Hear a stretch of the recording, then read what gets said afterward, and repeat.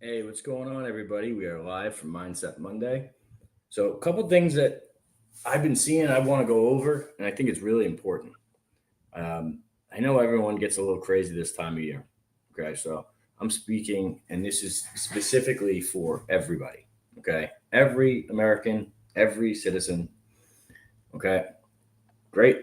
Election's over.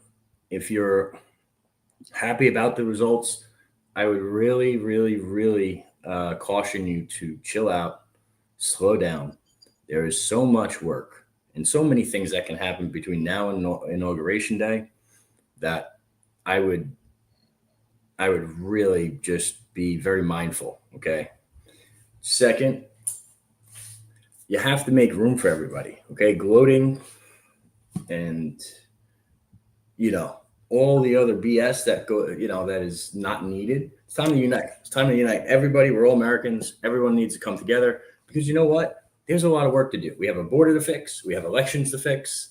We have an economy and a market to fix. Okay, there's a lot of different things that need to happen. Okay, and that's not even talking about stop sending money to everybody and overseas. All right. It doesn't talk about any of the hey, let's make sure there's peace and fucking let's have the Middle East chill out a little bit. Let's have Ukraine and Russia chill out a little bit. All those things still have to happen. Okay. There's a lot to go on. I think people in this country need to understand that we all need to come together. And just because somebody is in office doesn't change how you have to operate. Okay. If anything, you have to operate more. And let's not forget one critical piece. We got into this mess because no one was getting involved in the important things, right? We were always told, hey, don't talk politics or religion at the dinner table. Why not? Those are arguably the two most important things. Okay. They're literally telling you how you stand, like what you value. Okay. And you should be able to have an open dialogue with other people about what you value and what's important to you, even if you disagree or they disagree with you. And it's gotten so far down this path of, hey, if you don't agree with me, you must be my enemy, right? That it's ridiculous. That shit needs to stop. Okay. There's a lot of stuff we got to work on. Dave, what's your take on everything? Yeah, I mean, keep it back to basics, man. You always start with yourself, right? Got to work on yourself. That I knew social media would be wild, but I mean, it was just crazy, but that tells me that there's also so many people that are just like we're looking on the outside of that. Like, Yeah. you're picking a side, you're picking a side. We know we have a mass amount of people here in the middle. Mm-hmm. And then now it's, hey, man, yeah, we see some of y'all are sore losers, but don't be a sore winner either. Because that shit comes back to bite you in the ass just as bad. But Yeah. you're right, 100%, man. Like, bring it together. One of the things I was saying before we started on here, don't get complacent either. We've had it so good for so long before the last 4 to 6 years that we as Americans typically forget things quickly. And if you want change and if things need to change and we need to unite as a whole, don't be forgetful really quick. Don't turn that blind eye really fast. Yeah. Because dude, look at even the climate coming up here over the last 6 to 8 months.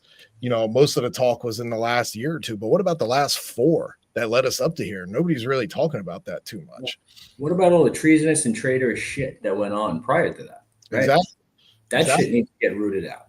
Right. And when we say like fair elections and when we say fix these things, we're not talking about for one side. We're talking about for everybody. Okay. Yes. The fact that there's Dominion voting machines that are proven to be leaks, proven that people can hack them, and they have nefarious ties with some of the worst people on the planet. They need to get thrown the fuck out. Oh, no ifs, ands, or buts. Throw them out. Get rid of them.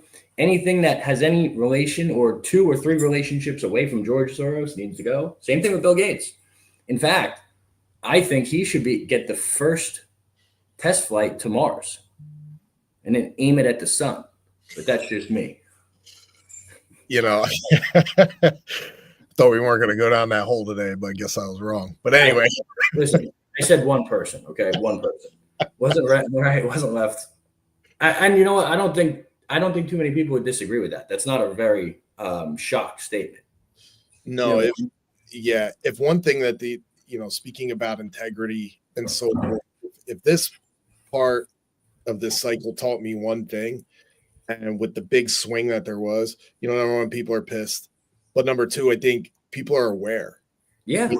So people know, and I didn't really and you and I take it for granted. It's like, how many people really do know or understand? So either they know or they're just beat down so bad economically, financially, that they're like, yo, man, enough is enough. Like 4 years ago, prior to that, that previous 4 years wasn't like this at all. And it's like, do we really want to deal with this again? Like, where's this path going to lead? But again, okay, just like September 11th, man, come back, unite. We should start that, man, putting the flags on the antennas. I mean, most cars don't have antennas today, but we'll figure it out one way or another. We'll put it on the antenna fin. Showing your fucking age, bud. Hey, whatever, man. But look, I was 20 years old when that happened, and I'll never you never forget a day in time of something that's critical in a country's history like that. Even the election, dude. This, I don't care what you say. This was a critical time too. Yeah. Just September 11th, man. I'll never forget. Was in a morning class, right, in the cafeteria, and the news is just on at every single table because they used to have TVs at the table, and we're like, what the fuck is going on? This is insane.